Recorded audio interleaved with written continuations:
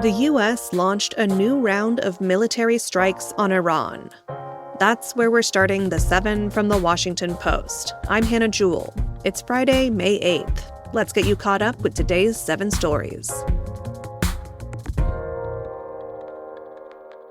Yesterday, U.S. forces launched a new round of military strikes on Iran despite an ongoing ceasefire.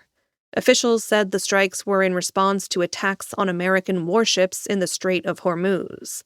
No American ships were hit in those attacks.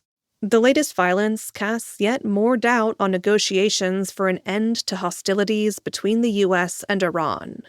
But President Donald Trump yesterday told reporters that the ceasefire was still in effect after the strikes. If there's no ceasefire, you're not going to have to know. You're just going to have to look at one big glow coming out of Iran. And they better sign their agreement fast.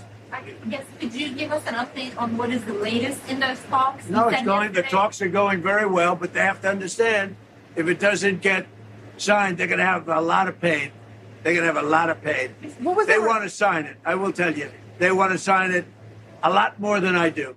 Iran is continuing to block the passage of ships through the Strait of Hormuz, and the U.S. is blocking ships from Iranian ports. That's intended to put pressure on Iran in negotiations. But the Post reported yesterday that U.S. intelligence says Iran can outlast Trump's blockade for months.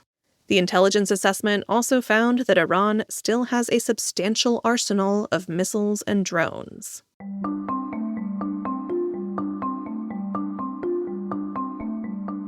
President Trump's attempts to impose global tariffs suffered another legal blow. That's our second story.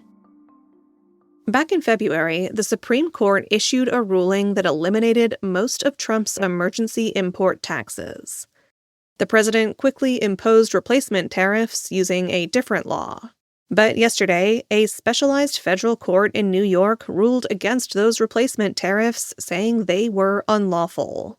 This comes at an awkward time for Trump. It weakens the president on his core economic initiative 1 week before he is scheduled to meet Chinese leader Xi Jinping in Beijing for talks that will focus on trade. China has been a principal target of Trump's trade policies. Even before the ruling, the Trump administration had already said it plans to replace the replacement tariffs with new ones using different legal authorities.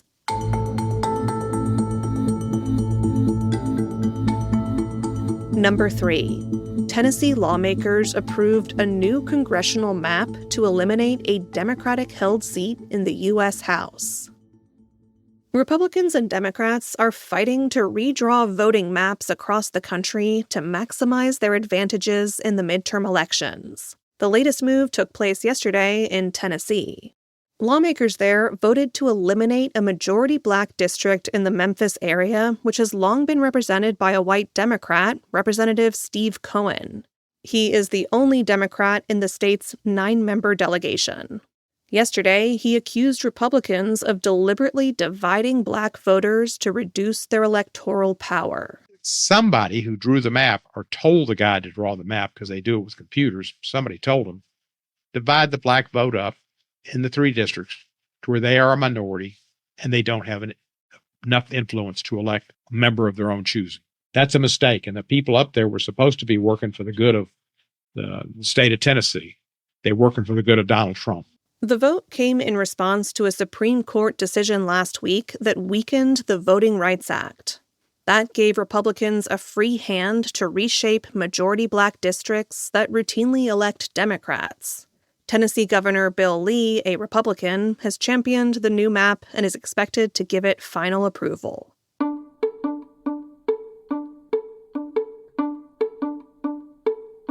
Trump is withholding fire protection money from some Democratic-led states. That's number 4.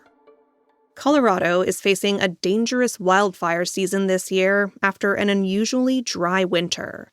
California is also staring down a heightened fire risk. But the 2 states have something else in common. They have received scarcely any of the money they expected from FEMA to recover from or prepare for fire disasters. According to internal records obtained by the Post, about 1,000 such grants have been held up in Trump's second term, most of them in California and Colorado. By contrast, Florida, Texas, and Louisiana have received hundreds of millions of dollars from FEMA in that time. A White House spokesperson denied that the decisions over these grants were political.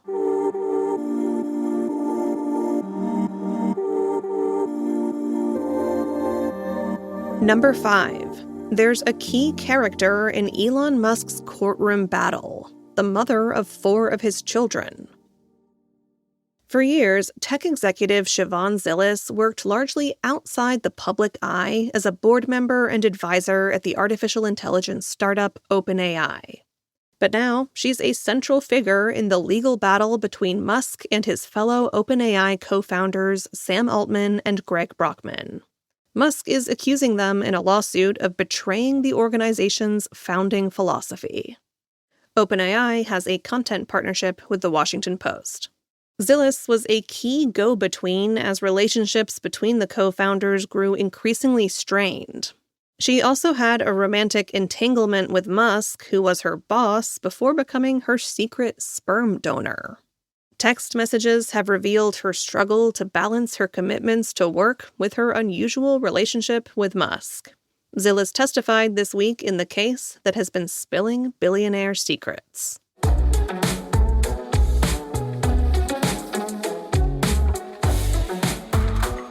Young and old men are leaving the workforce. That's number 6. Labor Department data shows a record decline in the share of American men in the labor force. In the month of March, 1 in 3 men across the U.S. were not working or searching for a job. That's the lowest level of workforce participation since 1948, other than the early months of the coronavirus pandemic. The decline has been fueled by baby boomers retiring and young men dropping out of the workforce to study or because they are disabled or sick. The labor market has weakened since early 2025, and most job opportunities are concentrated in areas typically dominated by women, like healthcare and private education.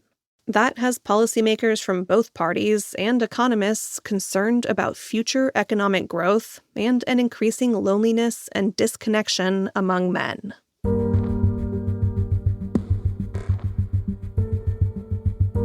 And at number 7, celebrities are trademarking their voices and likenesses to try and fight AI clones.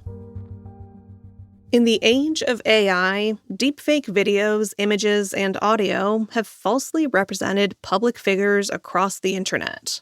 Perhaps you have been sent such a video by an elderly relation. Now, some celebrities are trying to push back. Taylor Swift filed 3 trademark applications last month.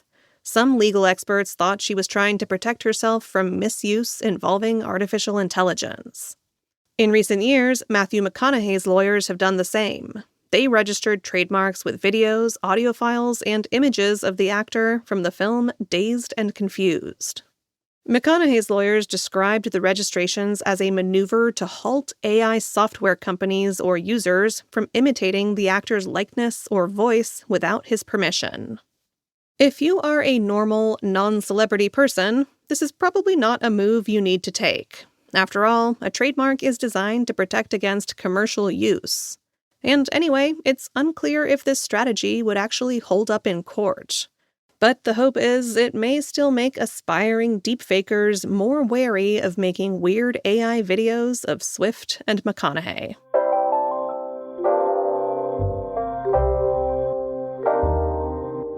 That's the show for this week. The staff writers of The Seven are Jamie Ross, Izen Akabau, and me. Special thanks to Ted Muldoon, Rena Flores, and Lucas Trevor for producing. John Taylor is our editor. Copy editing by Brian Molassix, Rebecca Branford, and Kendra Nichols. Mixing and sound design is by Jim Briggs and Justin Garish. Our theme music is by Edith Mudge. I'm Hannah Jewell. Thanks for listening and have a great weekend. We'll meet you back here on Monday.